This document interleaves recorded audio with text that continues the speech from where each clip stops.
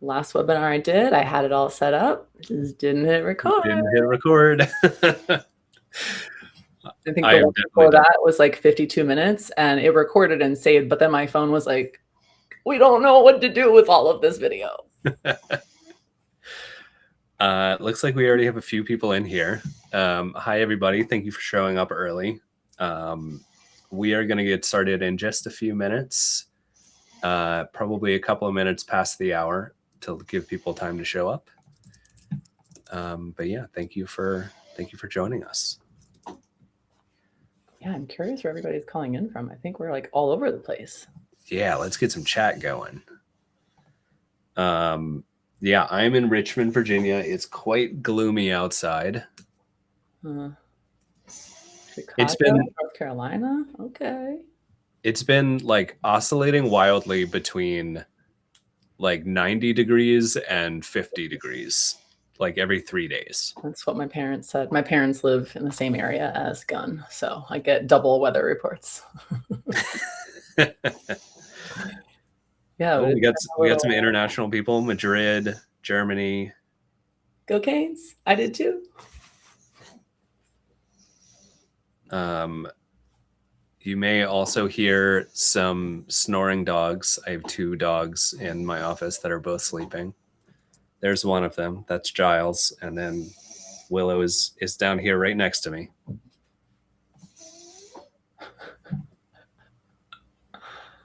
I turned the camera on and my dog left the room, so camera shy.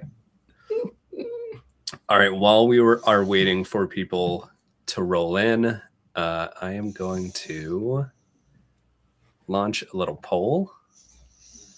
Love a poll. Yeah, the question, the little icebreaker question we have is, what is your company's attribution maturity level?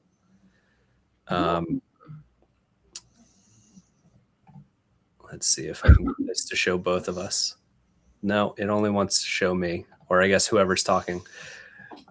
We do have some people who are saying that their HubSpot is like the Eye of Sauron and can see everything. I'm cautious to believe that, but if that's the case, good for you. Why are you not? If that's true, they probably have Claude connected to their HubSpot MCP. Just saying.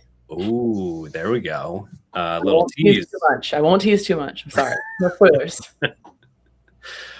We've got a good range. We've got a lot of people that track sources, that's definitely good. Some people that don't really know what attribution is, you are gonna get a lot from this session, and hopefully the boot camp as well.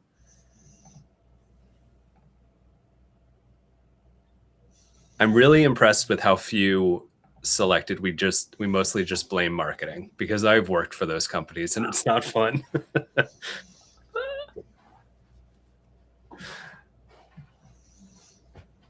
Yeah, interesting word choice there. You could have said we mostly just credit marketing.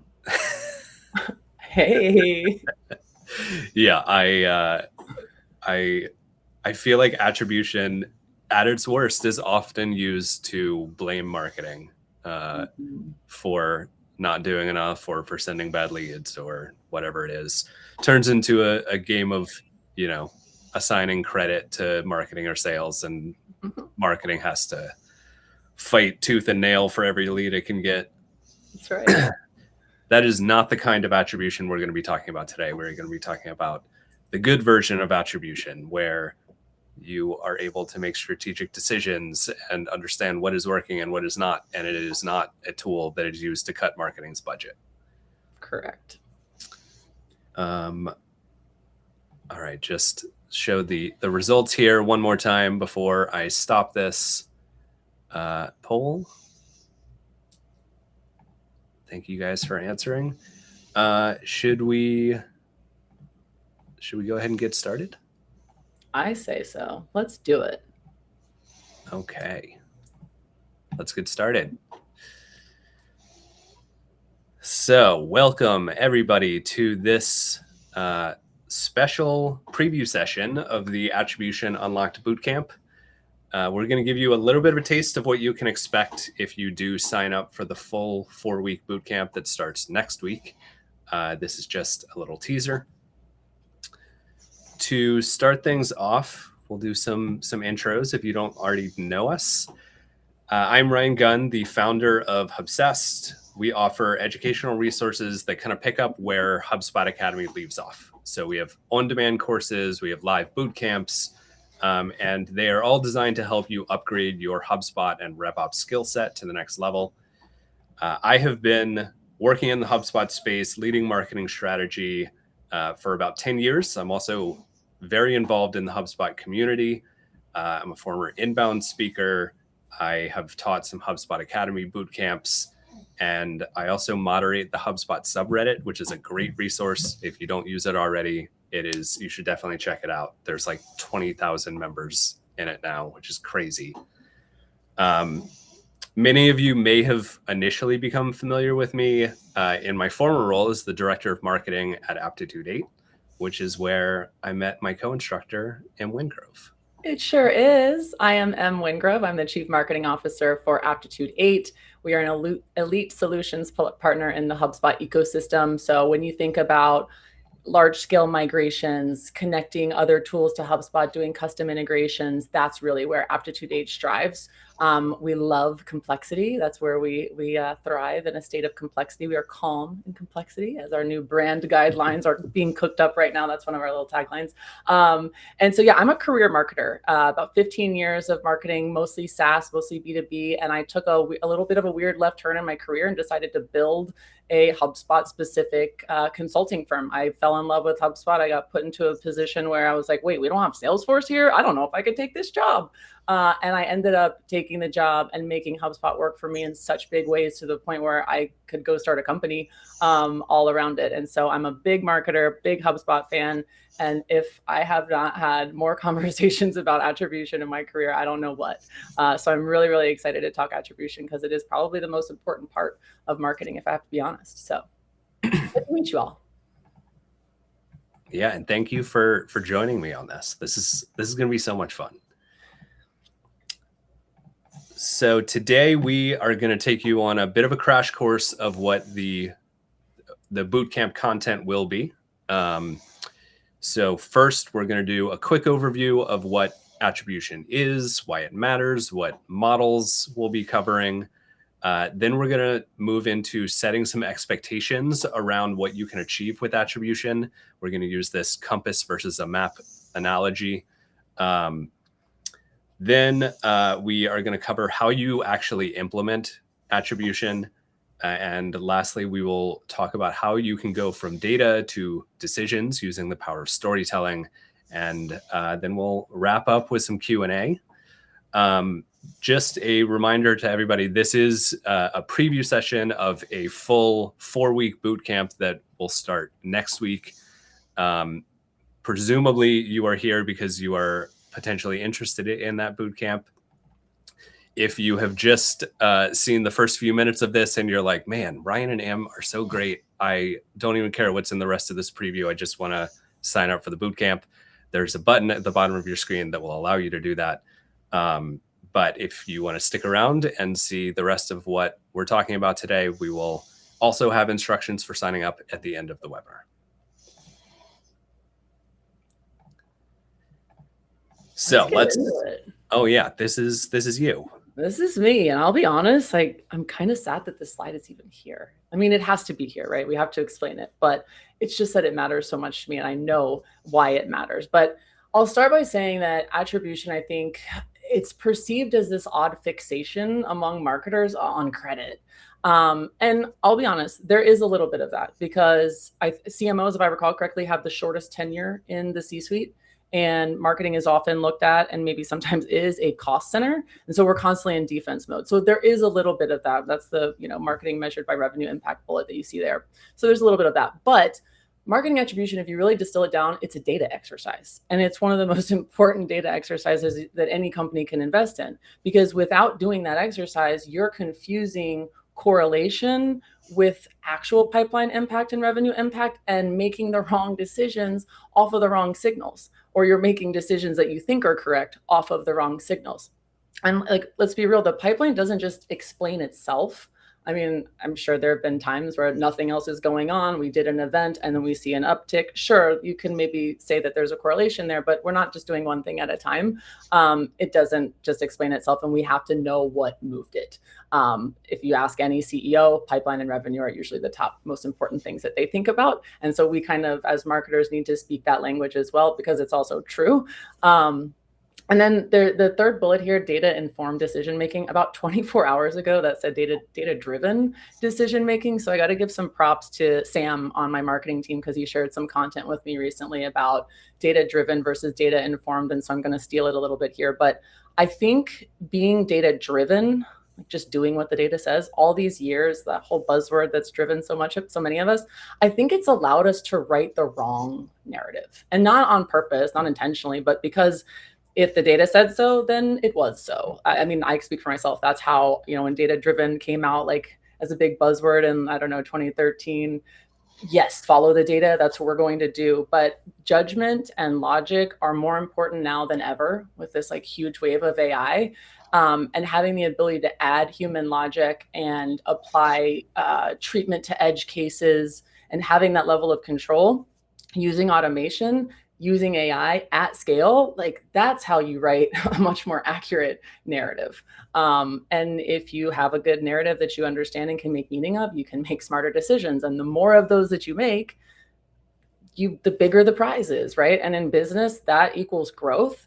I will also say it also in marketing means that you get to keep your job. I say that kind of as a joke, but it's true. Like, we're our cost center. We need to be able to defend our spend and be able to make good decisions that show progress and success, right? Which is our pipeline and our revenue. So does it matter to you, Gunn? Do you think it matters? I think that last point you made, the ability to kind of defend your role in marketing is really important. I mean, every single day we're seeing tons of layoffs on LinkedIn, people saying I was part of a reduction in force. And it is a big part of that is because a lot of times marketing is seen as that cost center. Leadership doesn't understand where the money is going. They look at sales and say, oh, we can hire, 3 more AEs and generate more sales, versus like what we're paying for marketing. It's really hard to get additional resources, additional headcount. So being able to point to hard data and say, hey, we influence this much pipeline, we influence this much revenue, that can make the difference between your department being downsized and you getting additional resources. It is an enormous differentiator to be able to have that data. Speaking of resources, and we talk about making decisions and having those decisions be informed by data, resources are just like big decisions that you can't really just like back out of, right? So if you are making a decision to hire more sales reps, you better be darn sure that your attribution data is telling you the story that supports that decision, because otherwise you've now brought on huge costs, right? Overhead costs of hiring a resource that you either need to figure out what to do with them or make a really awful, terrible decision that hurts everybody. So good call on the resourcing piece. Yeah. I launched a poll for us asking if you can explain what drove your last 5 deals. We can look at some of the results from that here. But so far, we have nobody saying that they can very clearly point to what drove those deals. Luckily, we are also seeing nobody saying that they can't do it at all. Oh, we've got some yeses. That's great. But the partially being the leader here, I think, is you are not alone. I think a lot of people are in that bucket, and it is very difficult to move up into that next level, the yes column. You could also like really dissect this question and say like, okay, well, what do you mean by drove? And are we talking about what made the contact exist in the database, who was then inevitably, associated to the deal? Or are we talking about the thing that happened right before, right? So can you confidently explain all of the things that create, you know what I mean? You could totally pick this question apart. And I'm doing that to show that attribution is kind of hard, right? There's a lot of things that happen, and being able to say this one clear thing is the reason is easier said than done.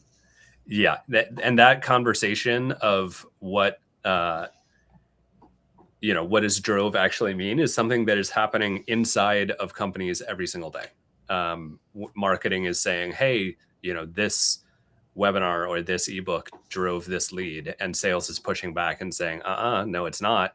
Because if the teams aren't on the same page, if they don't have like an SLA with agreed upon definitions of what, marketing influence, marketing sourced means, then you are going to have disagreements there. You're not going to be on the same page, and it's going to create division between the teams. Mm-hmm.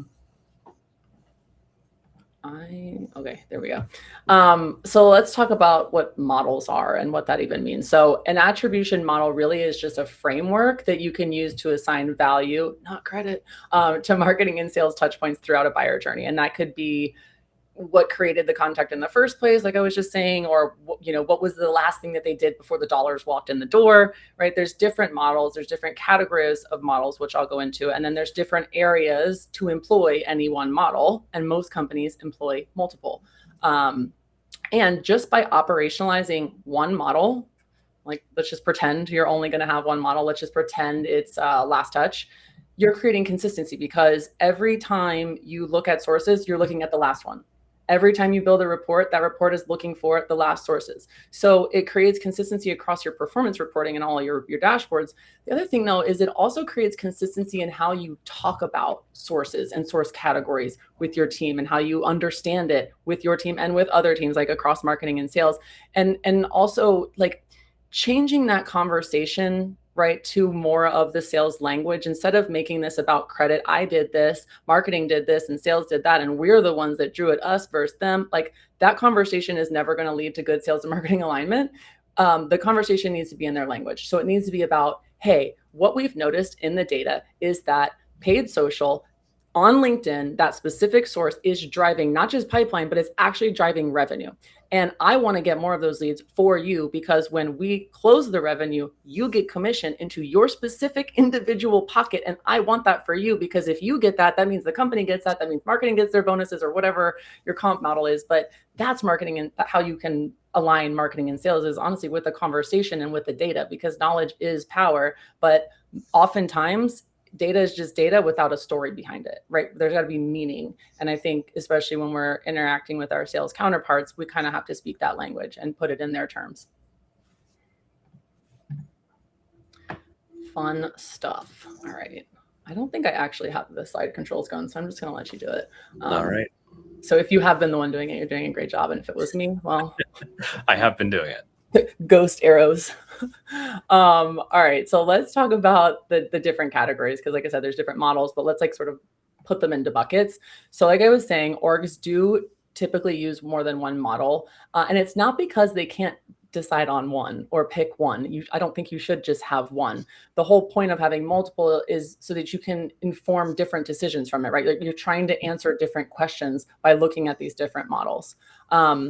And so self-reported is actually one of my faves, but it isn't an end all be all, right? Like I love that it's from the horse's mouth, but if you think about the rule of 7, right? It takes 7 impressions for someone to remember who you are. So those 6 other impressions and touch points, if all you're looking at is self-reported, you miss those 6, right? And that's exactly why you shouldn't only look at one model. Sourced and influenced attribution model categories are for assigning creation value and contribution value to pipeline. I always think about it as like correlation and causation, kind of like a simple crossover analogy there. For first, last touch, and multi-touch, and honestly, even within that, there are shades of gray, like your inverted parabola and all of those fun things, which we'll get to in the real boot camp. But those are really taking the values and the source values and distributing them across the buyer journey, right? You're trying to track momentum through that whole experience. And again, like you would want to do that. And I think you'd also want to look at where the source, like the actual source versus the influence came from. And I would probably care a lot about what the person is saying about how they heard about us. And then things get really fun when you pull AI in, because then you can go as deep as, like I was saying before, don't want to tease too much, but connecting like Claude to your HubSpot account, like actually connecting it so that you can run Claude and it's actually doing things inside of your HubSpot account, but we'll get into that. But that can take data from a bunch of different channels and create, it unifies things. So you can create real-time attribution insights that honestly would have previously required a full-time business analyst on your team. So that's nice. But yeah, these are the big buckets of attribution model categories, and sort of an easy way to sort of start how you think about attribution. Do you have a favorite, Gunn? Yeah, I'm a huge fan of sourced and influenced. It's a very simple model. Like, you can build it out in a way where it's just a simple checkbox that says, did marketing influence this?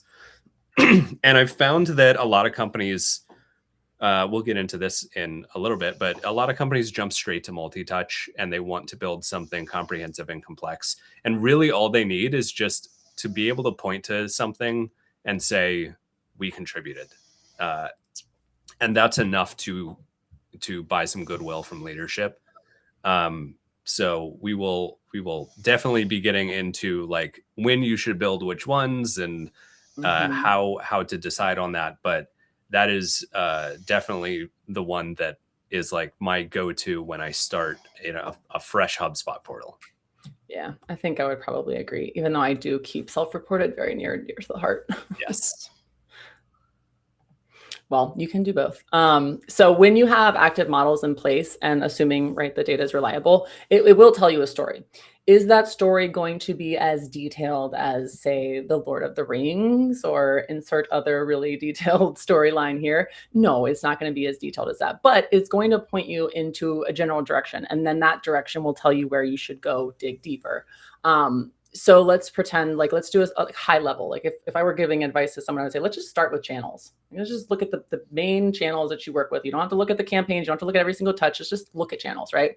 So let's pretend you go and look at your channels, and you could do this out of the box in HubSpot. You don't need anything fancy. And say you see that paid social is down 23% from last month for pipeline creation. So basically, paid social is generating 23% less pipeline this month than last month. Is that the story? No, I don't know enough yet. I have more questions to ask there so that I can understand. My first question would be, what was it like this time last year, like this month last year? And so let's say that year-over-year comparison reporting says we're also down from last year too, about the same amount. Okay, that's knowledge. That helps me. I don't have the full story yet, but I do know that we're down from last year and we're down last month. So I still need to dig here. So the next question I would have would be, did we do any campaigns this month? Okay, cool. We pull a campaign report. It shows that we did run a campaign. It looks like it was a small campaign. Okay, well, then that means maybe there's something going on with our spend. Let's look at our spend. The campaign report shows that we actually spent significantly less this month versus last month and last year, both, right? Okay, still don't have the full story, but let's keep going here. We are talking about pipeline, right? Did paid social impact pipeline? What about the top of the funnel? Things have to happen before pipeline dollars get created. So let's look at leads and MQLs. Oh, the reporting shows that leads and MQLs are actually not down. They're just the same way they were last month and last year, if not better. So now I actually can start to piece this together. We have a conversion issue. And this is just an example to show you how you dig down and go in the right direction. So it's a conversion issue. It's a lead quality problem on paid social. And it's probably also driven by the size of the last campaign and the fact that we didn't spend enough. So we didn't invest enough and we drew the wrong audience. I can do something with that now. Like, I can make decisions and make changes with that. But just by saying, hey, it's down 23% from last month, I don't really know what that means. And I'll also call out that marketing isn't like a scientific experiment where, isn't it the scientific experiment?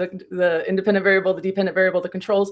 We don't have that. I wish that would be great, but we have to move faster than that. So I always think about, if you have this like perfectly calm lake and you throw a big rock into the middle of the lake, you can look at the ripples and you can see, oh, well, it came from that big, area over there where it looks like there might have been a rock. Well, if you throw 50 rocks into a calm lake, you've got ripples coming everywhere. And it's hard to know what happened and what came from where. So we can't do 50 things at a time. We also can't do one thing at a time, right? So we do need to try different things at the same time, but that means that we have to do a little bit of some data work to understand. And that data work doesn't have to be manually going through the data every month or every week. You set up reports to do this for you, but those reports, you just move from one report to the next report to the next report to help you understand and figure out what that story is. God, I feel silly for that scientific experiment fail. It is the scientific Yeah, experiment, right? yeah. Hypothesis. That is absolutely right. And I think that metaphor of the lake and the rocks and the ripples is such a perfect metaphor for this, because like you said, you can't just do one thing. You're moving too slow.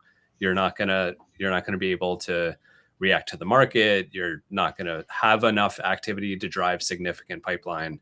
But if you try and do everything at once, one, you're not gonna execute any of it all that well.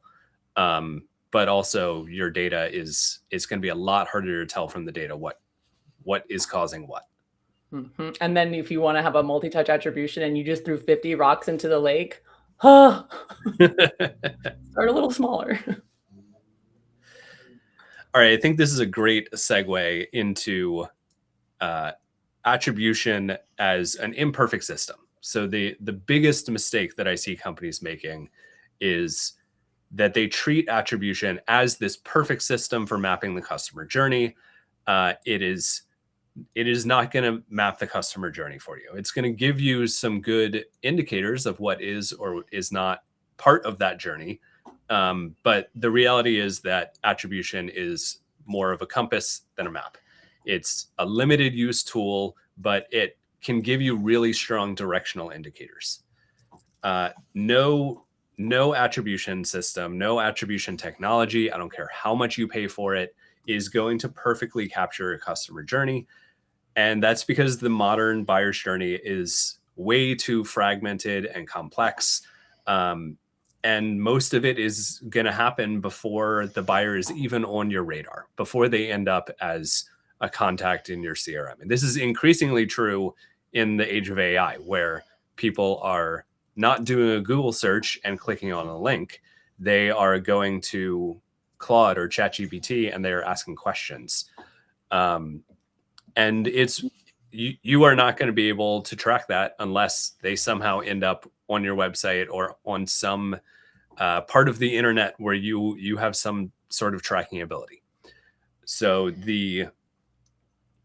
if you go into attribution, building out attribution, thinking that you will be able to calculate the perfect ROI for every marketing campaign, you're setting yourself up for disappointment. And instead, what you should be thinking about is how you can use attribution as a strategic decision-making tool. It's going to provide evidence of what is working. It's not going to provide proof because, like we said, there are too many rocks, too many ripples. You are not going to be able to get definitive answers, but you are going to have a lot of data that will point you in the right direction and that you will be able to present as, evidence that this is working versus that. A map would be nice, though. A map would be great. Perfectly laid out. Yeah, that'd be great. Topographical and everything. I mean, maybe one day we can get to like MapQuest, but I don't think we're going to get to Google Maps. Oh, RIP. All right. So this brings us to a great example of why attribution is imperfect, and that's the dark funnel. Ooh, scary. The dark funnel is any interaction that somebody has with your company that can't be tracked, which is most of them. So here's an example. Say someone listens to a podcast that your CEO was a guest on. Then they start following your CEO on LinkedIn. They screenshot one of her posts and share it with a coworker via Slack. That coworker then Googles your company and signs up for a demo and ends up converting into a customer. HubSpot is going to tell you that lead came from organic search. Your podcast strategy, your LinkedIn strategy, those were much more influential in that buying decision, but that's not reflected in the data. So how do you attribute that journey? The answer, unfortunately, is most of the time you don't. You can't capture that podcast listen, that LinkedIn screenshot and Slack share, unless you are actually having conversations with your customers and asking them questions where they are telling you that, which is part of that self-reported attribution. That's why that's so valuable, because it can reveal parts of the dark funnel that software and click tracking cannot. But even with self-reported attribution, there are parts of the journey you are never, ever going to be able to capture. But just because you can't track them doesn't mean they don't happen. If you were to treat attribution data as like pure gospel, you might take that example from earlier as a sign that you should decrease your CEO's podcast appearances, you should scale down your social strategy, and you should pump a bunch of money into SEO and paid search. And that would be a mistake, because you would lose out on all of that awareness that you're getting from the podcast appearances, from the social strategy.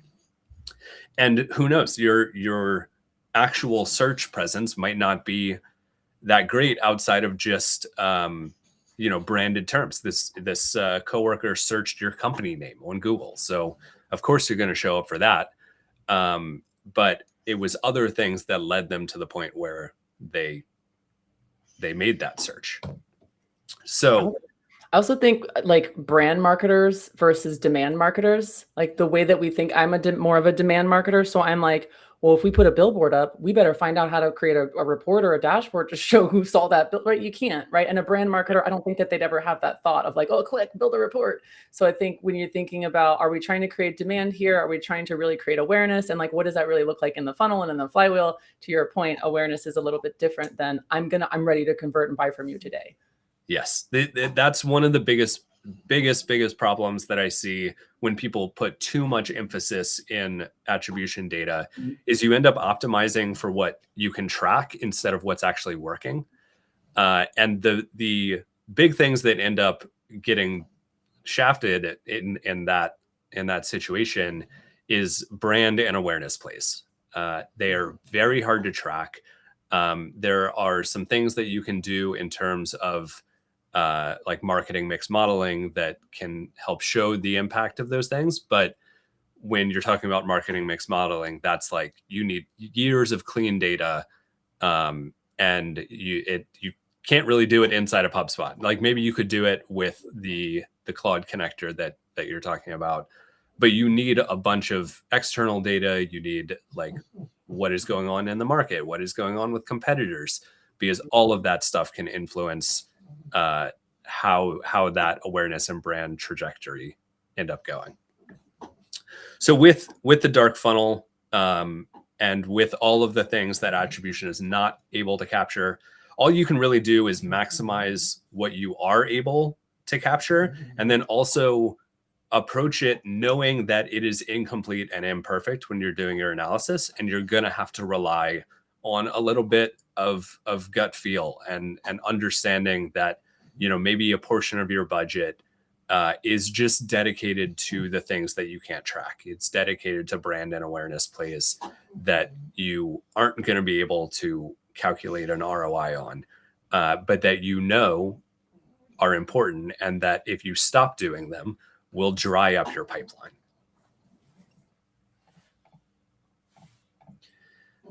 There are a few limiting factors. Our slide's a little messed up here, but that's okay. There are a few limiting factors when it comes to building out attribution, and those are your team and your technology. So let's start with technology.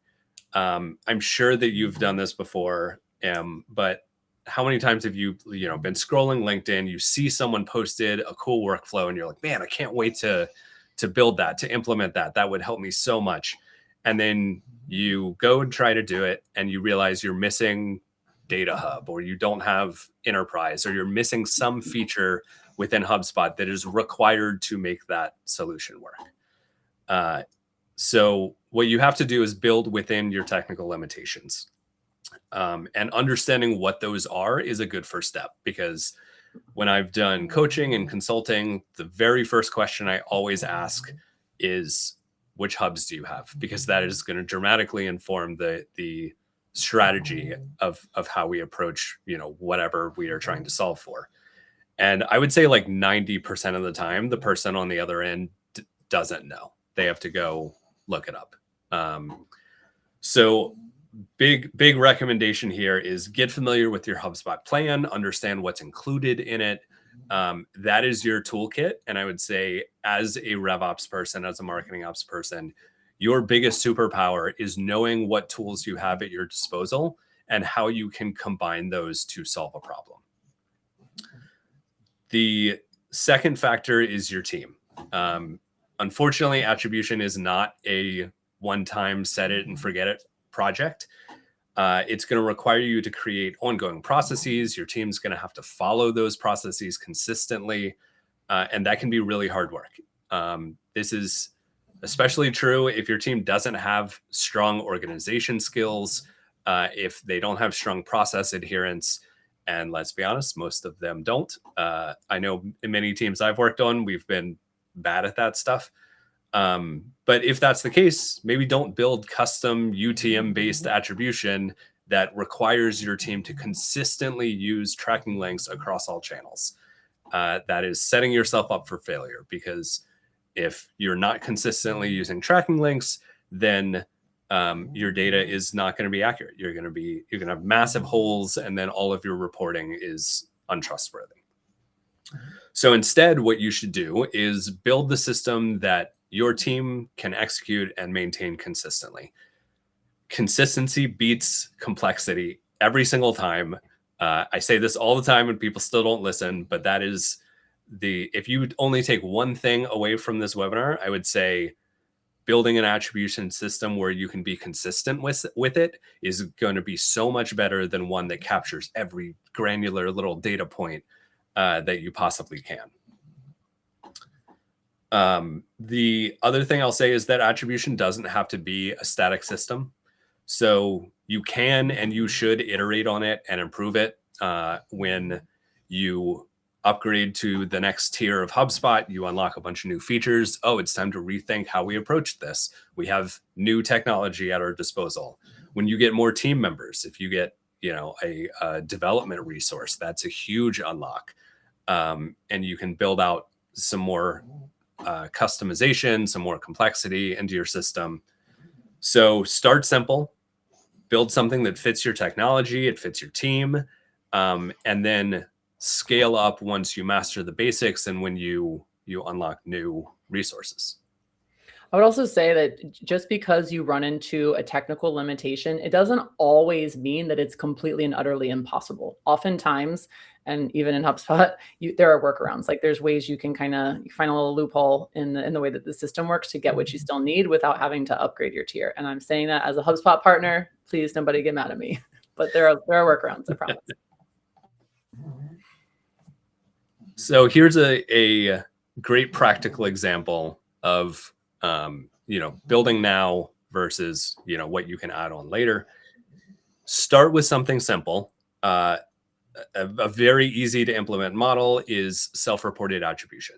This is where you add the "How did you hear about us?" field to your bottom of funnel forms, so that you can hear directly from your customer. You can unlock some of that dark funnel, and you're usually hearing about what are the most impactful things that affected their decision to convert. That's as easy as attribution gets. The only maintenance that you're going to have there is regularly reviewing and categorizing those responses so you can make some informed decisions based on the results. It's like the perfect place to start if you've never done attribution before. Then once your team has gotten into a regular cadence with self-reported attribution and you're getting value from it, you can start to consider adding in more complexity, more layers there. And a good next step is first and last touch attribution. So you add that in, you start capturing information about what led them to convert in the first place and what caused them to convert from a lead to a deal. And then suddenly you have 3 critical touch points you're looking at. You are looking at the beginning, the middle, and the end. And that is going to tell you a ton more information than you were capturing initially in with just your self-reported attribution. So you'll note that full-blown multi-touch is not on this slide. And that's because if we're taking a crawl, walk, run approach, self-reported is the crawl, first and last touch is the walk. We haven't even gotten to the run yet. You're going to add that even later once you've, mastered the first two. But if you are interested in building multi-touch attribution, you can. Like, I'm not saying you should never build that. You definitely should. If you've got the technical maturity, you've got the team capacity, you've got the discipline, then sure, like, let's build multi-touch. Let's capture lots of information about the customer journey, because we have the ability to do that consistently. We know how to use the data. So here is a little preview of something that Em and I have been working on. This is a new way of capturing multi-touch attribution in HubSpot. It is based on a new feature that just released maybe a month ago. So I haven't seen anybody else building out attribution like that, but in our testing, it works really well. It's based on the idea that you can now you can manually associate contacts and deals to campaigns.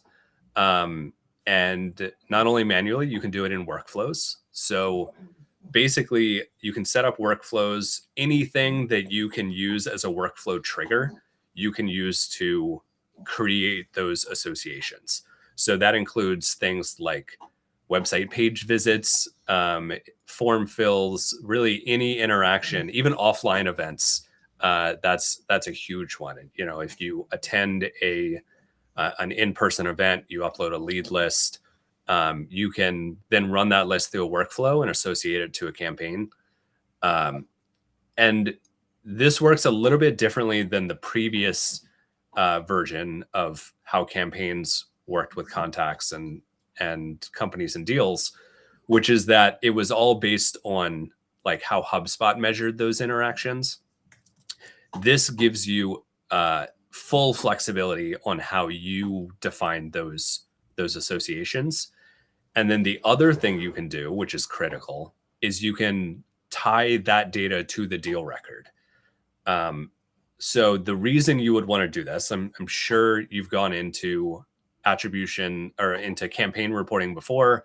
You see the attribution reporting they've got built into it, and you think, that can't possibly be right. We just launched this campaign. It's already showing attribution. And the big reason for that is previous to this update, campaigns didn't really know like when a deal closed or when it didn't. So if you associated a contact to a campaign and that contact was associated to a deal that closed a month ago, then it's still going to tie that attribution to the campaign. This new association method allows you to control that tightly. So what you can do is when you're ready to create a deal, run that contact through a workflow to create the deal, copy over all of the associations, and then now you can run reports that just show all of the things that were copied over prior to the deal being created. You've got a much better view of influence leading up to it. Gunn, we've got a question in the chat from Carl, who's like super speaking my Salesforce campaign member language here. And he's asking about if you can add a status for the contact that you associate, like, sent, responded, registered, attended, yada, yada, yada. I don't think you can do that yet with the status. Do you know? Not currently. I've spoken with the PM for campaigns and made that request. It is on their radar. It does not exist that way yet. Carl, I will say you can build out a system of custom objects that will do exactly what you're talking about. This is something that Em and I built when I was at Aptitude 8 that worked really well. It's more complex and more technical infrastructure than I think most teams would want to take on and maintain. But if you do have a team that is ready for that type of thing, then you can build that. That's actually something I cover in the Attribution Mastery certification course, which if you sign up for the bootcamp, you also get access to that course instantly. So feel free to check that out as well. So this is, all to say, the multi-touch is complex. This particular system of campaign associations sounds really complex. When you see it in action, it makes sense, it works. And this is a little tease for the bootcamp because we will be demoing this exact solution that we're talking about. We are going to be doing lots of live demos in the bootcamp. So yeah, there's a button on screen to sign up and check that out if you are sold. All right. Let's talk about actually implementing, like what it actually takes. So I was talking earlier about how attribution at its core really is just like a data exercise. So that is the first pillar. It's capturing the data and storing it in a meaningful way that you can access and then, further make sense of it later. The second pillar is all about associating those data points, right? Like just because you know that like activity happened, okay, it happened on a contact record. Is that contact associated to a deal? Is that deal associated to a campaign, right? Like you have to associate things to be able to make sense of it. And you do that with automation, right? You're operationalizing it, how you assign that value. And that does create a more clean and structured set of attribution data. And that kind of goes back to the consistency that we were talking about earlier, because if you have a workflow that's setting values, it's setting values the same way every single time. And so that's also like, if you are going to at some point iterate on how you have your model set up and how you define things, change logs become really important, and talking to sales and other departments about what change is also really important there too. And then finally, it's really about translating that data into a visualization, right? Into a visual dashboard so that you can interpret meaningful insight from it to guide decisions. Like that is the key here with like all of attribution. Like, yes, it's important that revenue is being impacted and generated, but like ultimately we have to be able to make decisions about where to spend our money, where to invest our time, what different programs we should run, and all of that good stuff. And I will say it one more time for the people in the back: attribution is a system. It's not a one-off report. It's not a one-off exercise that you're doing. Let me just quickly do a quick investigation to see where this contact came from. No, it is a system. It really is people, process, tools, and data. And I hate using that series of words because it's a little overused, but it's true. I mean, it is literally, what tools do you have? You called out the limitations that might exist. Your people, you might not have enough people on your marketing team to build out a multi-touch attribution model. Might not make sense, right? Or the process that your sales team follows, it might not make sense to capture things at that specific time, right? So it really is a bigger thing. And I think that's what often gets lost, and why there's this perception of like, oh, it's just as weird. Marketers are just fixated on credit. It's not that, as we know. It is a system. So how do you actually set goals for attribution? So I'm just going to zoom out because I just did this for Q2.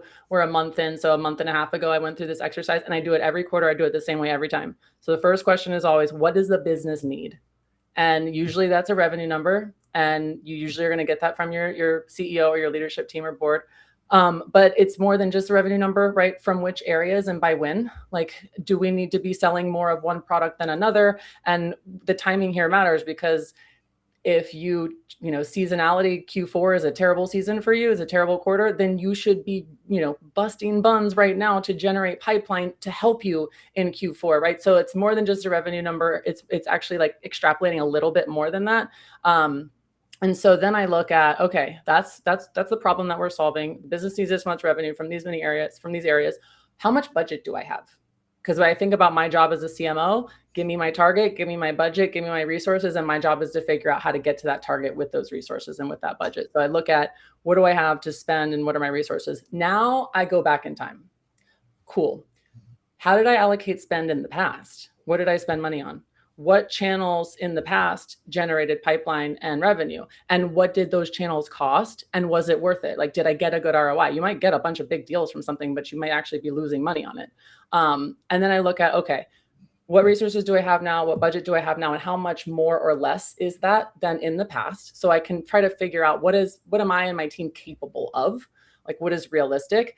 And then you use attribution to drive goals through the funnel, right? Starting with, got the revenue number. I'm looking at my conversion rates through the funnel. I'm looking at average deal size and sales cycle length, right? That's the typical math you do to get to your marketing KPIs, but it's more than just leads and MQLs and SQLs, right? Because like how much do you need of each type? If all your big whale deals come from paid social, for example, then maybe that's all the marketing activity I do, and I don't put any of my budget toward any other channels. But if those big whale deals take a really long time to close and we're trying to get, stuff in Q4, then maybe that's not the right thing to do, right? So it's more than just how many leads and MQLs you need, but what is the mix that you need based on seasonality, based on history.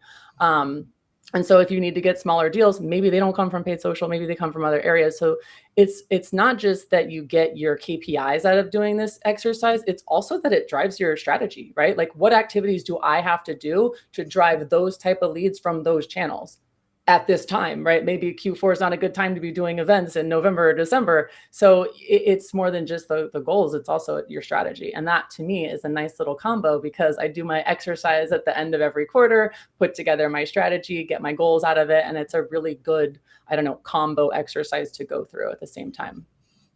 Fun stuff. And I just did this. So at Aptitude 8, we're actively in the process of cleaning up some of our attribution models. So some of the data isn't as friendly as I would like, but that doesn't mean that I don't still need answers for myself to figure out what we're doing next quarter. And that also doesn't mean that I don't need to provide those answers to my CEO or my board. And also for me, like, I don't know about you guys, like I need goals. Like if I don't have a target, I feel like I can't operate. So because the data wasn't as friendly as I'd liked, I turned to Claude, because it's, oh crap, I just closed a window. So I turned to Claude because Claude is insanely fast and it's really, really excels at analyzing data. So I didn't connect it. That's for a future story. I just did exports and imports. So I exported like 4 different objects and every single property across all of those objects. So doing the historical look back.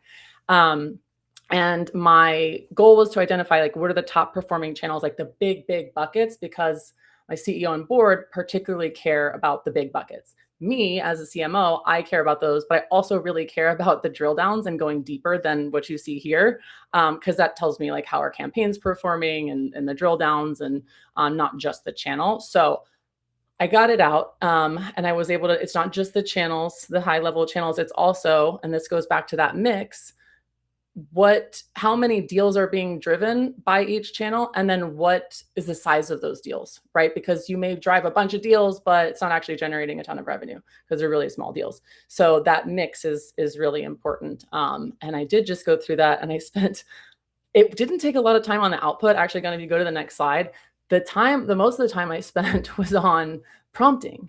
So what you see here on the right is it's like a very short summary of just some of the prompt that I used to get the data, because again, it wasn't bucketed the way I wanted it in our system. So I said, okay, look at these types of sources, these like out of the box tracking sources. You've got first touch, originating source, original, the drill downs, the last, the traffic source. And then I've got my own custom sources. Then I have my self attribution field that I put on all of my forms. So you can like the data is piling up, right?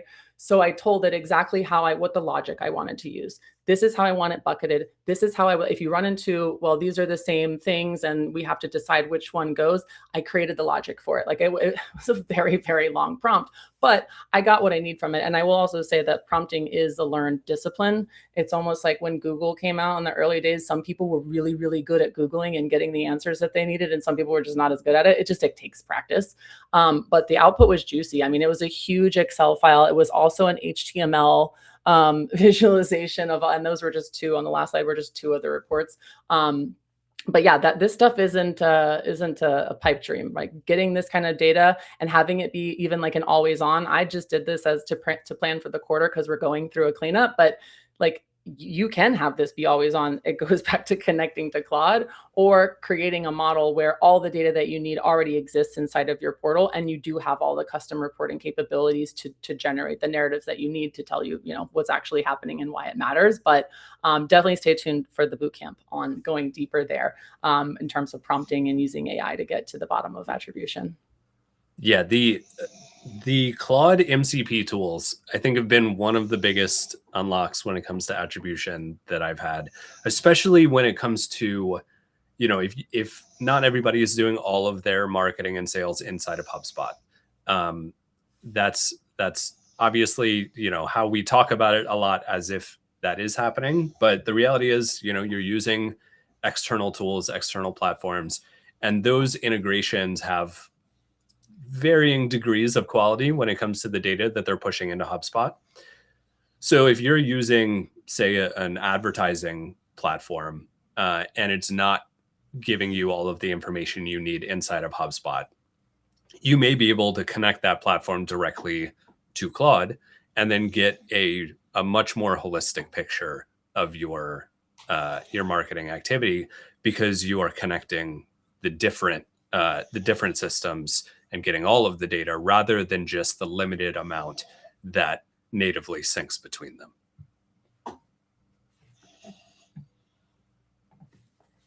Let's tell a story. So identifying what actually happened and figuring out how and why it happened is central to attribution. And I will also say that there's more than just a beginning and middle and end. When we think about a narrative or a story, you're like, oh yeah, the beginning, middle, the end.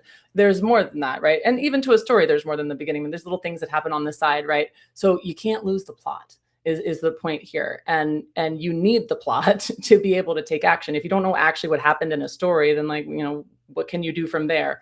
So knowing what happened, this is an analogy, it might flop, but knowing what happened is your cake. Knowing why it matters is kind of like the icing and the sprinkles, but actioning those learnings, that's like your plate and your fork. Like you can't eat the cake if you can't take action if you don't actually know what happened and why it matters. Maybe that was a bad analogy, but this part is important here. So some stories aren't sweet and they don't gently put us to bed at night, right? Some stories are tough. They've got terrible endings, tragic endings, right? But that's a learning. It's gonna happen. We're gonna invest in something that flops because we can't do 50 things at once, but we also have to do more than one thing at once. And sometimes they're experimental, right? So some things are gonna flop and it's gonna be a terrible story and it's gonna suck, but that's information and that's power, because that means you can make changes and you can turn that story around. You can rewrite that story when you go to try something again, or maybe you don't ever try it again or you try it different, right? But if the story is confusing or doesn't make sense, I would tell you, you probably lost the plot. Like if the data is not adding up to you, it's probably because you lost the plot and you're looking at other signals they may not be telling you, real causal attribution. All right, let's wrap up the main content. We're going to talk very quickly about the bootcamp itself and what you can expect from it, and then we'll get into some Q&A. Em, I don't know if you have a little time after the hour, but if you do, we can stick around and answer the questions. If you have any questions, please drop them in the chat. We will answer them right after this. So let's get into what's to come in the next several weeks in the bootcamp itself. Starting next Wednesday, we will have 1-hour sessions for 4 consecutive weeks where we are going to take you from zero, from I don't know what attribution is, all the way to I'm ready to implement multi-touch, or at least I'm ready to once I have the team and the technology. So to kick things off in week 1, we're going to be doing some table setting, make sure we have everybody on the same page when it comes to the fundamentals of attribution. What's a touch point? What's a model? Some of the things we talked about today. And then we are going to do an assessment where you can determine your company's level of attribution maturity and get concrete recommendations for how to move forward in your specific situation. Then in week 2, we start building. So just like we talked about today, we're going to start with the simpler, easier to maintain models that are quick to implement. And that's going to help provide some immediate value, which is crucial because it's going to buy you some goodwill with leadership while you continue to build out more complex models. In week 3, we bump it up to advanced modeling. We're going to demo the campaign association-based multi-touch attribution that we talked about today. We are going to look at some AI-based attribution, and we will talk about custom UTMs. If you want to get really granular with your tracking, then you can use that. So then finally, week 4, we're going to give you an end-to-end implementation framework so that you can get buy-in from your leadership team, you can manage the implementation, and then all the way through turning the data from your attribution into strategic decisions. These sessions are going to include live demos. It's going to be based on proven strategies that Em and I have run over our combined, 25 years of marketing experience. And we're also going to have in-depth Q&A for each session. It's going to be small cohorts, so you can get really personalized attention if you have questions about your specific attribution setup. To sign up, I will put a button on the bottom of the screen. You can click that. But this bootcamp is exclusively for paid members of Hubsessed. And you are not just getting a 4-week bootcamp. You also get instant access to the Attribution Mastery certification course. That's an on-demand 5-module course that is very much a companion piece to this bootcamp. And then we are also going to have more bootcamps in the future. This is something I want to do very regularly. So you will have other topics that we will be covering, and you get access to those as a member. So to sign up, you can go to hubsessed.io/academy or click the button at the bottom of your screen. All right, let's jump into some Q&A.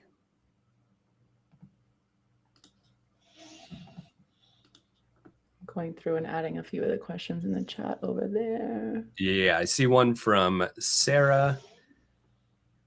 Let's see. Will the bootcamp be valuable if you don't have budget for the technology? I would say that the only technology you need is some level of HubSpot. You can have Starter and it will be valuable. So we are really designing this to be applicable to any HubSpot user. And other than that, you don't need anything else.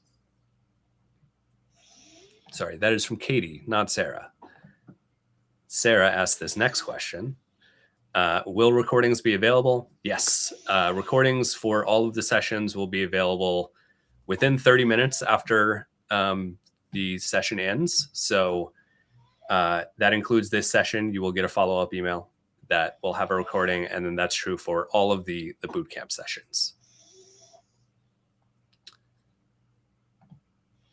Question from Ryan.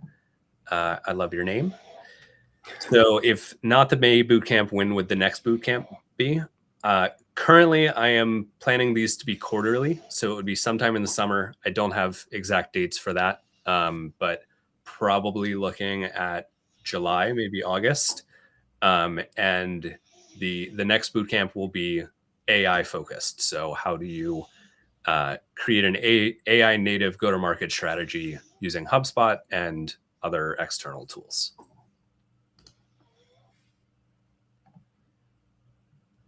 Let's see. Em, this is probably a good one for you. Will limitations to MCPs for sensitive data in healthcare verticals, or with limited, are we better off exporting data out instead of trying to use the Claude integration with HubSpot? Oof, I was just talking to not healthcare, but banking and credit unions about this yesterday as CEO. And it's going to come down to your internal cybersecurity, compliance, governance. You're going to have to defer to one of your IT leaders. You can set up Claude to not learn, right, and not give its memories to other users so that it's specific to your organization. But getting into like PII and actual like health sensitive data, I would say to I don't want to say the wrong thing here, but going through your IT team and cybersecurity is the best way. I can tell you that lots of things are possible.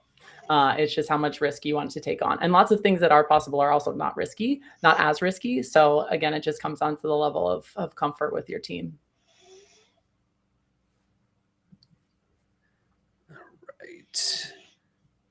This question from Benji. So UTM parameters can definitely help with attribution. That's something that we will be covering in week 3 of the bootcamp. It is really a matter of process discipline, because UTMs require a lot of that. If you are not consistently using those tracking links all over the place, everywhere that you are posting stuff, then you are not going to have trustworthy reporting. All it takes is one member of your team not consistently using those links, and suddenly you don't have any attribution, for your LinkedIn strategy, because your social person forgot to use links for a whole campaign. So it's a very good strategy that allows you to get a lot more data than you can natively, but it does require a lot of discipline.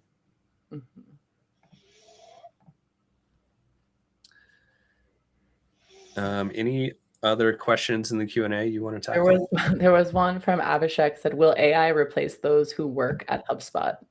That's a pretty good question. I think the companies that are going to win are going to be the ones that take the efficiency gains from AI and don't use that to fire a bunch of employees, but to redirect employees, so that they can either expand within the role that they already have or transition into a role that's maybe new. And like, I think about the judgment that I was talking about earlier. Judgment's more important now than ever, and logic and consulting, right? And actual experience and expertise. That's the type of stuff that AI can't necessarily do, right? Make judgment calls. So maybe HubSpot, I don't work at HubSpot, so I don't know if they have a plan to like get rid of any employees because of AI, but I know that I've heard their leaders, and I've been in many rooms with their leaders, even as recently as them saying things to the effect of, we want to still leverage the talent that we have here today. And AI just makes it so we might have to use that talent in slightly different ways. Yeah, and then when I initially read this question, I thought it was talking about people who work in HubSpot like we do, use the tool day to day. And I think it's basically the same thing. Like if you are dedicating the time to learning AI tools now, if you know how to use Claude and connect stuff via MCP, if you are learning how to use the Breeze functionality within HubSpot, then you are setting yourself up to continue to have a job. If you are, on the other hand, burying your head in the sand and pretending that AI doesn't exist, and continuing to do things manually and not developing those skills, then you are, I would say, much more likely to be replaced, not by AI, but probably by somebody who is using it more effectively and can have better output. Got a question from Hussein. I would say the knowledge that you will be able to get out of the attribution course that is on demand and the bootcamp, it does translate across CRMs, across marketing automation platforms. But all of the demos that we are going to be doing are based in HubSpot. So if you are looking for specific ways to implement it, that may not translate. We don't know what features are available in your CRM of choice. I would imagine that a lot of it will translate, but we are just going to be showing off how to do it in HubSpot. The strategy, on the other hand, is universal. That can be applied to anywhere.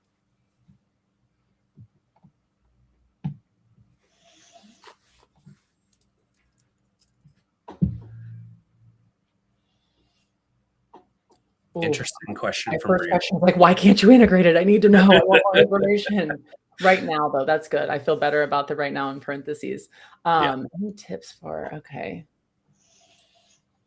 I would say that your contacts might be the key, right? Because if deal opportunity data lives in Salesforce and it's completely disconnected from marketing activity data, you do still have, I hope you still have those same contacts existing in HubSpot because you're marketing to them.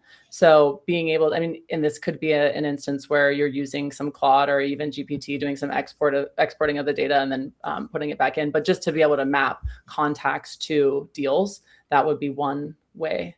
Can you think of something else, Gunn?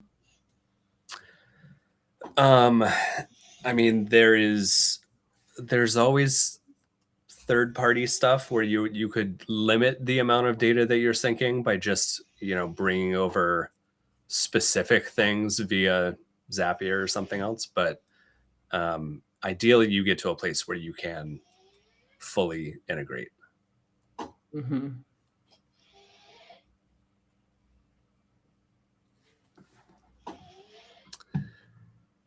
Let's see. I have a question from Ken here.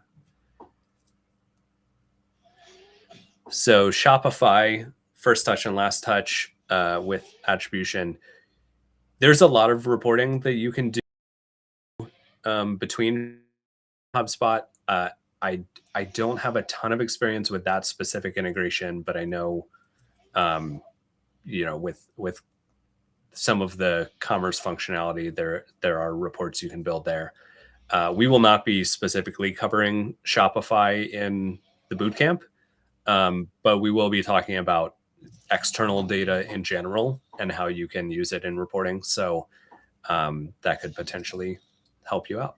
Mm-hmm. And depending on like where forms are and like where conversions are happening, there's also some custom stuff that you can do with JavaScript where it hangs, like if you're using UTMs, where it'll hold on to those UTM values so that you can, like right when they make the purchase, it's still holding them from whatever the thing is that was before. And it could be on a totally different URL, but the JavaScript is holding on to it. So that's another sort of solution there. But to your point, Gunn, like I don't know every single data point that comes through in the integration, but I'm pretty sure it's a good bit. And I'm pretty sure you can also do a custom integration with Shopify to get whatever you want into HubSpot. Yeah, for sure. All right. That is about all we have time for. There's still a couple of questions. I'll try and follow up asynchronously with those people. But thank you everybody who stuck around for the extended Q&A. And yeah, hope to see you next week. Thanks, y'all. We'll see you next week.